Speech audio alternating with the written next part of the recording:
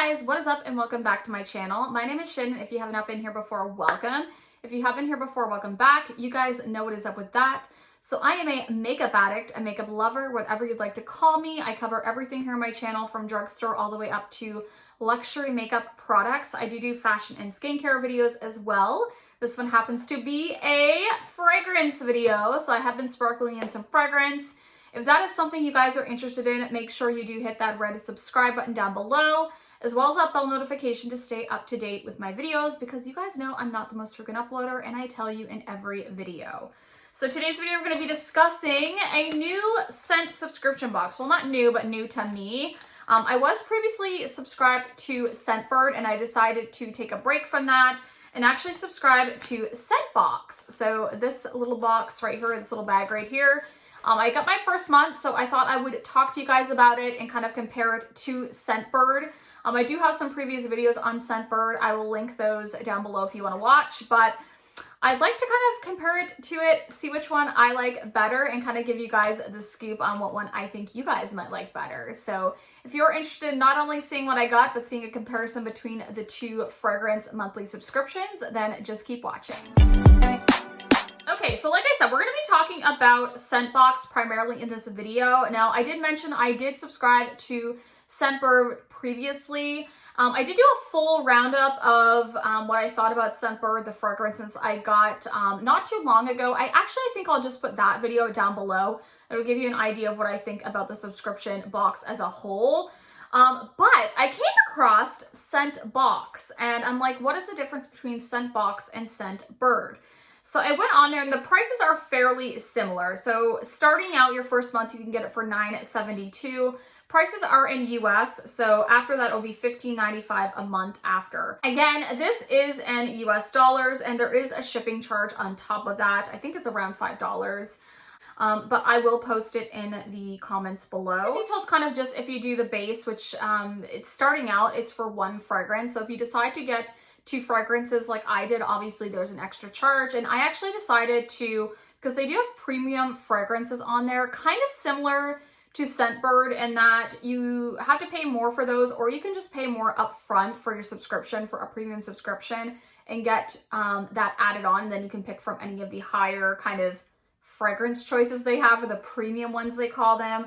Again, I wish most boxes would just like give you those because you're paying for a service, but I get it. They're probably more expensive perfumes, so kind of understandable, but kind of frustrating as well. But anyways, I actually paid for two fragrances and I did pay the premium fee. Mine ended up being about $45 Canadian for the first month, which is kind of high, but it's not bad. It's basically 8 ml travel size spray fragrances.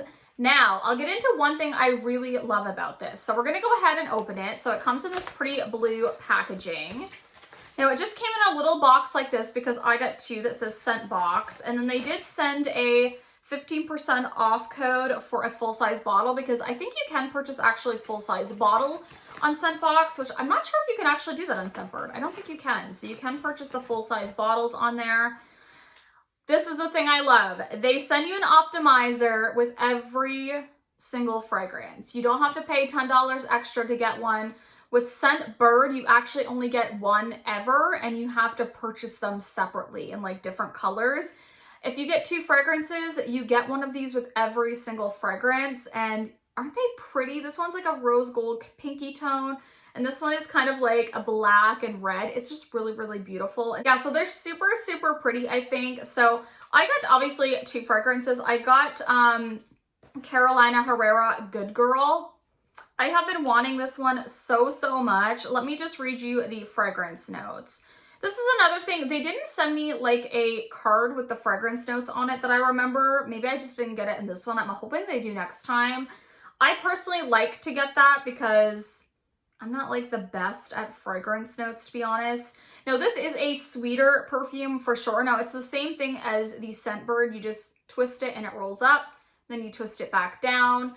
And then if you haven't used this before, you could just, when you twist it up, pop it out. And you get, these are like really full too. There's no like playing around with these. Yeah, and you just twist it back in. And this one smells so freaking delightful.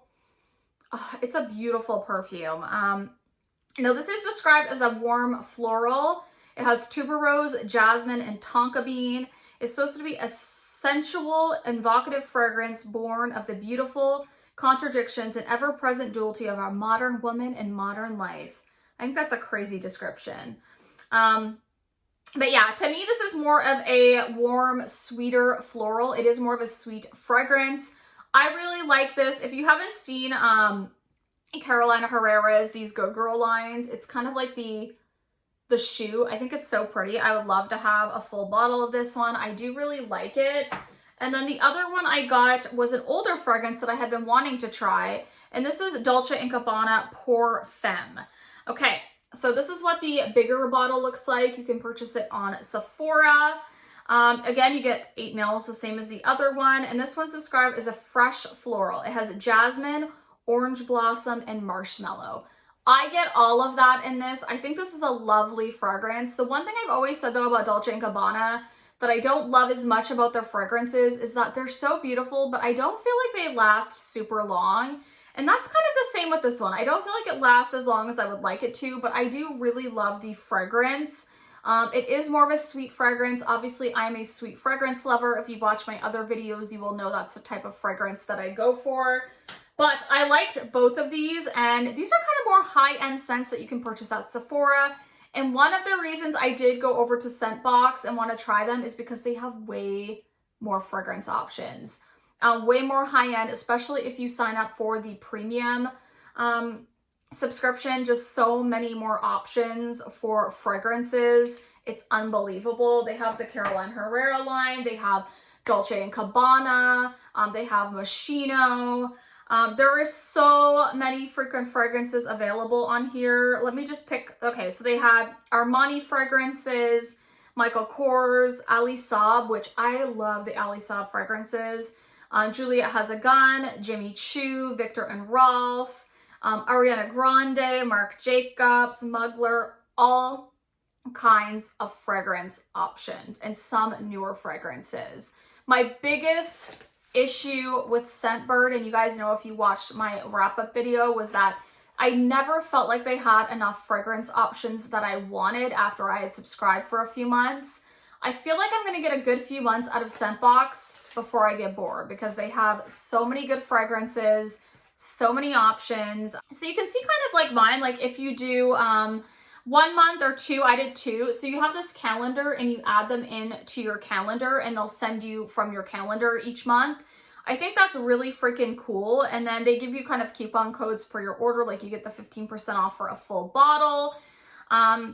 Yeah, I really like it. The shipping has been good. Comparable to Scentbird. I would say Scentbird was a little bit quicker with shipping, but this was fine. I mean, I don't need a fragrance right away. It shipped quick enough for me. Okay, so this month up, I have coming, I think I'm getting one of the new like Jimmy Choo fragrances, and then another Dolce & Gabbana, I think the only one, which I really like that fragrance. So I don't have it in my collection anymore, so I'm like, I'll just get one in here. But yeah, I really like the whole calendar idea. I think it's really cool.